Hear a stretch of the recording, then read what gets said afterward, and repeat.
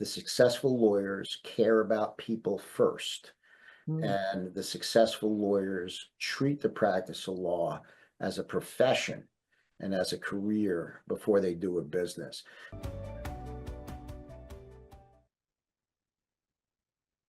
Welcome to Beyond the Bar podcast. I'm your host, Elisabeth, and today we're sitting down with legal legend, John Pappalardo.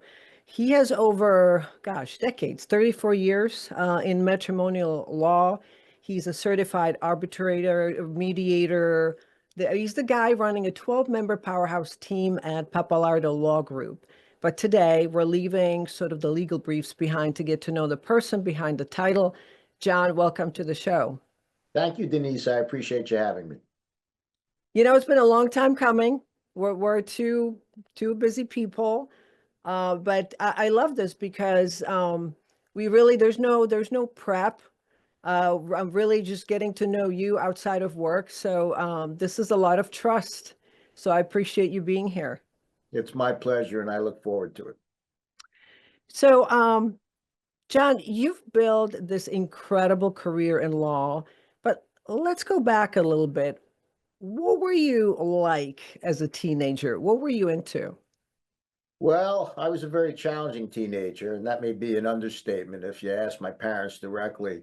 I was not overly academically driven.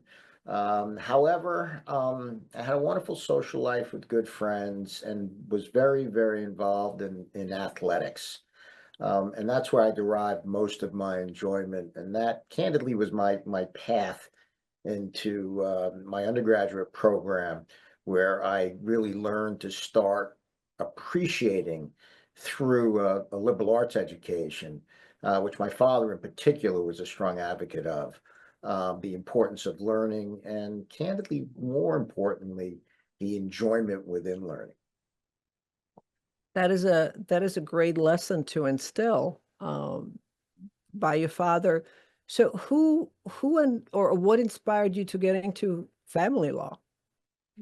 Well, it initially, when I was in undergraduate, in my liberal arts programs, I took predominantly political science and history classes, and grew to become enamored with the United States Constitution and international politics, and domestic politics as well. So the combination of those things really drew me to recognizing the importance of law in terms of safeguarding our democracy, and in terms of the role that it played abroad in international politics. That led me to law school. While in law school, I found that the courses I enjoyed the most were those that had the point of contact between an attorney and a client. So I took significant clinics while in law school in the area of domestic relations, also in the area of criminal law, where I actually started my career. And I found that point of contact with the client to be an important one, to be an enjoyable one, to be a very challenging one. And I knew that I wanted to be involved in a practice area that had that same point of contact, and a point of contact that had as part of it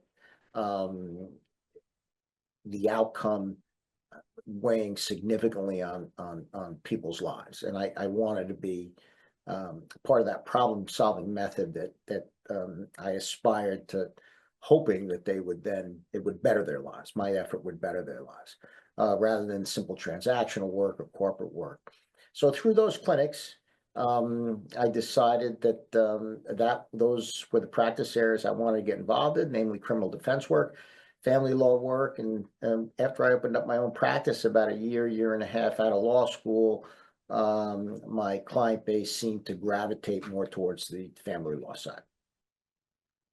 So if you were to take how you thought about the family law when you started practicing a few years into it, compared to how you thinking about it today, what has changed? Well, predominantly what has changed is the adjudication process. And what I mean by that is that over my 38 years of practicing in this legal discipline, the adjudication process, I think in large measure because of volume and because I believe of a society that's become more litigious, has been very much taxed, precipitating delay and sometimes a lack of attention to people's lives that are really in crisis.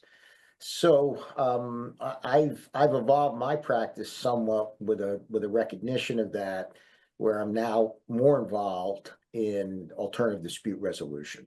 And that really consists of arbitration and mediation and collaboration. And they are alternatives to litigation as a dispute mechanism to resolving marital challenges and all the subsets associated with that, whether it be custody or visitation, asset distribution, spousal support, child support, classification of assets. Much more of it now is being done outside of the court system. So the problems haven't changed, but the paths in terms of resolving those problems have become more multiple, and I think have addressed some of the challenges that our court system has seen. That's not easy, because you would think on the surface, and I believe alternative dispute resolution being the much healthier model for families to resolve dispute, to resolve it outside of court or respectfully, less litigiously, so that the family could then begin to heal. At the same time, though, you're dealing with it's almost like it's lacking a filter. When you are, it's straight up litigation. You each represent one client, and then it's sort of you're divided into two camps, so to speak. But to bring everybody different levels of emotions to the same table, so to speak, that is not easy. And I have a lot of respect for that, because it's not just about division of assets. You're dealing with human beings and their lives. I couldn't agree with you more.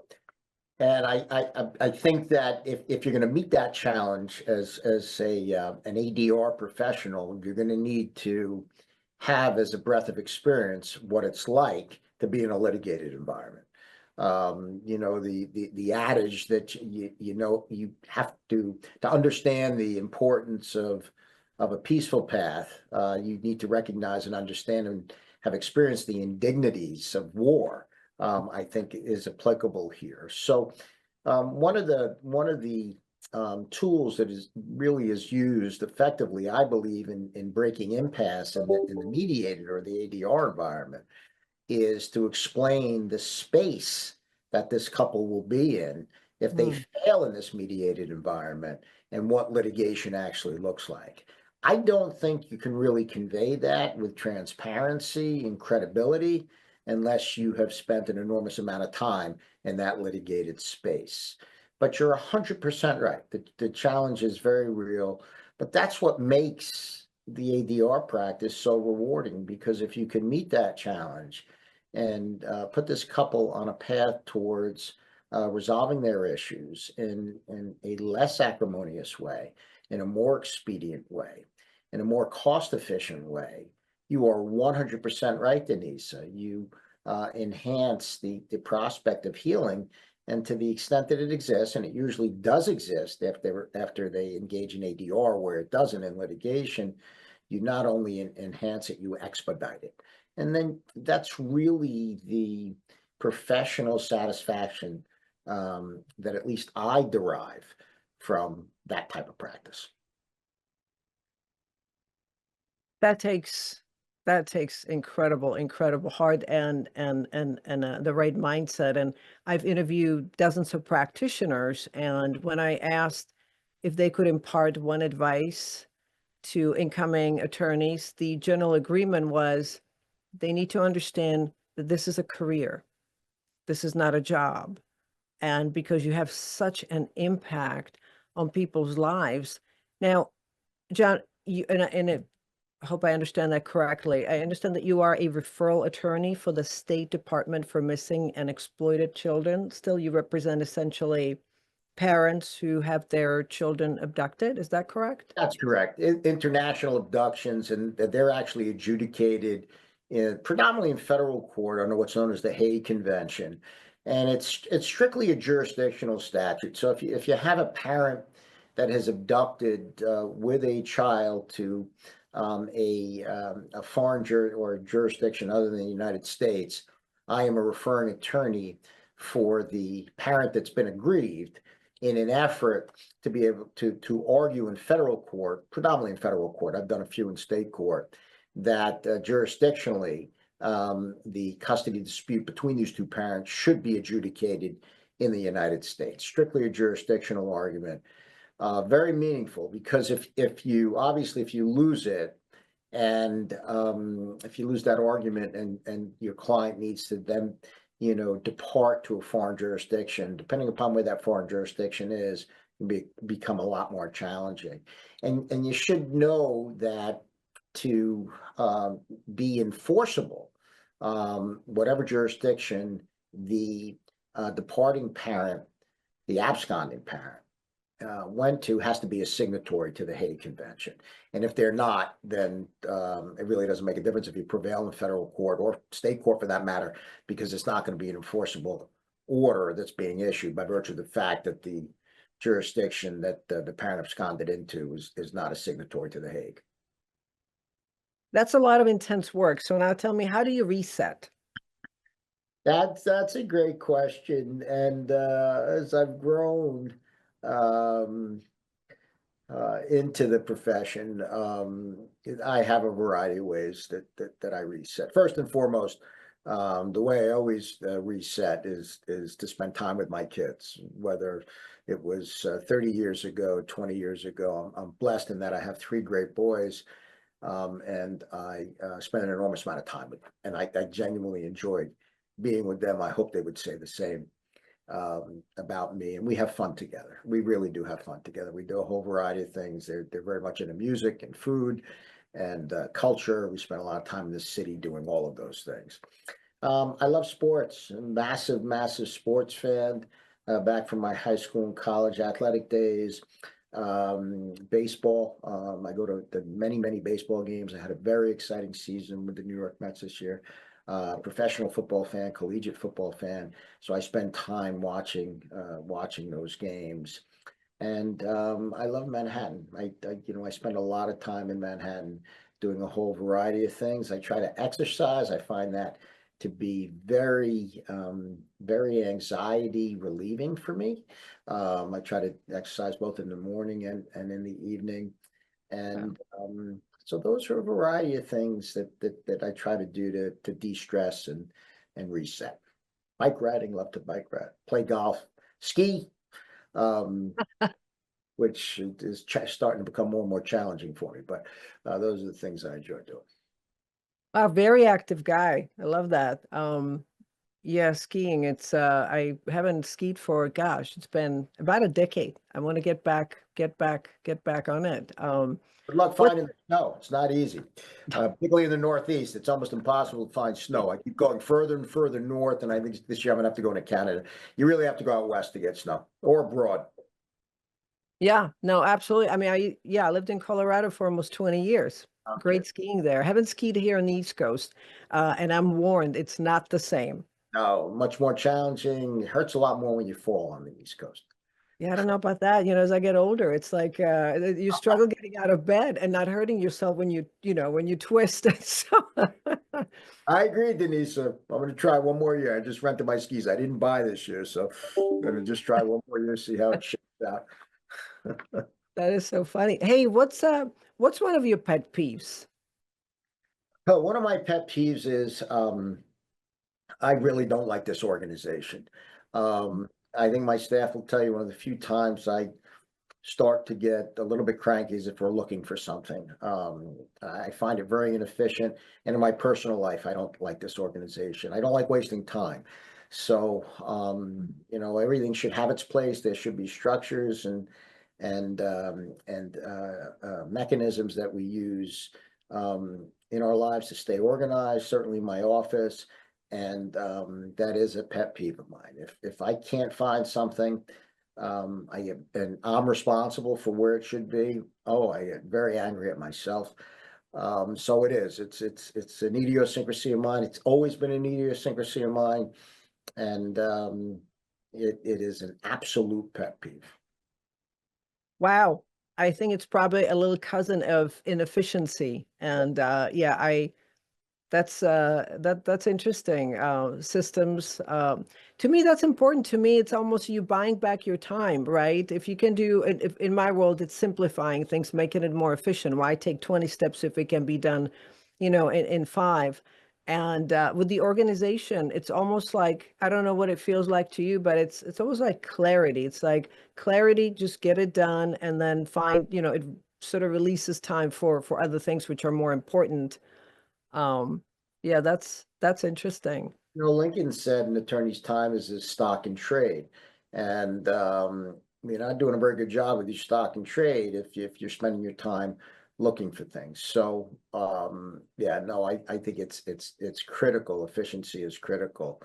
And also if you're juggling a significant number of cases, or if you're, a parent of children, it's just if you can count on your organizational skills, there's a lot less stress in terms of implementing your obligations throughout the day.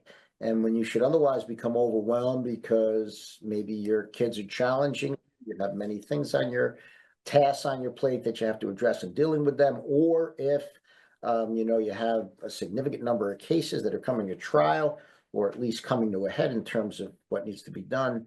If you know where things are to implement the things that need to get done to address those obligations, it's not going to eliminate the stress. Nothing eliminates stress, but it will certainly minimize it. I couldn't agree more. I very much subscribe to that. As a matter of fact, I read a book, and it is titled Buy Back Your Time by Dan. I cannot remember his last name. And he takes it a step further. He's very, very, very successful man, practicing that. So if you imagine basically your time that represents matrix and how and where you spend your time, and it is divided into, these sort of a low energy, not non-productive tasks, all the way to basically high energy money making tasks, and so on and so forth. It's really interesting if you take a stock daily, essentially, let's say you spend a week of all the tasks, and then you try to lay them out and match them against this matrix to see what's really zapping your energy, and is that something that you can delegate or transfer or just get rid of, all the way to what's energizing me. It's also making money, and that's where I need to spend time, and everything else, it gets deployed to teams. And I see way too many people, whether they're attorneys or in a different line of work, that one of the stressors is being inefficient and spending way too much time in this, energy zapping, non-money making, or you're not even investing into yourself, sort of a matrix. And so I love hearing that from you. It's really important, I think. Little to no productivity comes from inefficiency, and by the way, little to no fun comes from it either. If you're looking to get to a Broadway show, or to a ball game, or to the golf course, and you can't find your golf shoes or your wallet, then it's not too many people have fun in that space. No, no, You're not at all. aggravated, and then you're running late, and so Yeah, that's my biggest pet peeve by far. yeah, yeah. No, this is really great. Hey, so that's interesting. What would you do if you couldn't practice law? If you woke up tomorrow, you couldn't be a lawyer, what would you do? Yeah, that's a challenging question, because I love so much what I do. I consider myself so blessed having become a lawyer, and I credit my folks for that. I'm a part-time judge. I'm also a professor at Pace Law School. It's afforded me so many opportunities to do. My law license has really allowed me so many opportunities to do so many things associated with the law. but not necessarily always being in a courtroom. I think that if I had my druthers, if I wasn't practicing law, I'd probably be a landscape designer. I love working outside. I garden. I constantly planting bushes and trees, and I think I'd probably do that. I find it very peaceful and tranquil. At this stage, I think I'd want others to do the heavy labor. I'll plant the flowers. They can plant the bushes and the trees, but I think I'd probably be a landscape designer. It sounds so serene. It's like the opposite of what, what you do professionally. It's Very just, astute, Denisa, very astute. And that's why I love it so much, I'm in a very acrimonious environment, which I enjoy. I love the energy. But you're out working in the garden or on your lawn, it's nobody's yelling and screaming at you. You plant bushes and tomato plants, and if you water them, they usually grow. Very satisfying. it sounds very satisfying. Yeah, it's actually energy enhancing to me is to seek out that, whether it's nature. I'm an introvert who operates in the extroverted world, Mm. and I can certainly do that. I can do that well, but then there's time for me to recharge, and it sounds like maybe that's Great. what you need as well. Yeah, Yeah, great. this is Very great. therapeutic. Very therapeutic. So, on any parting thoughts, and in addition to that, what would be your advice to incoming attorneys? Well, and I'll take the second question first. And you mentioned earlier that in another podcast, a lawyer said to you that people need to recognize that this is a career first, and that you're dealing with people's lives. In the course that I teach at Pace Law School entitled Lawyering, which is predicated on helping students, law students, start to prepare the transition from academia into the workforce, I underscore that exact point with redundancy. And that is that the successful lawyers care about people first. Mm. And the successful lawyers treat the practice of law as a profession and as a career before they do a business. So if I was to give any advice to incoming attorneys, you really have to aspire to that approach. And if you can't do it, then you need to find another path in life, which is okay. It's okay. Practice of law is not for everyone. And any parting thoughts, I think was your first question.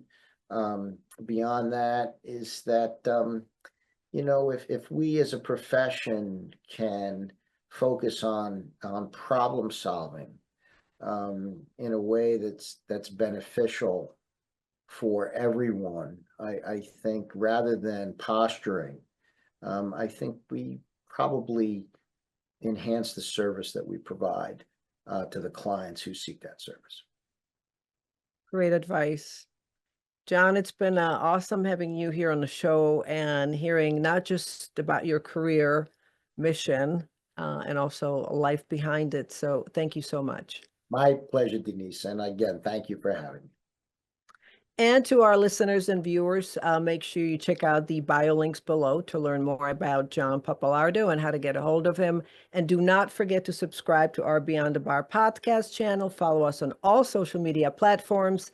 And until next time, stay curious and stay inspired.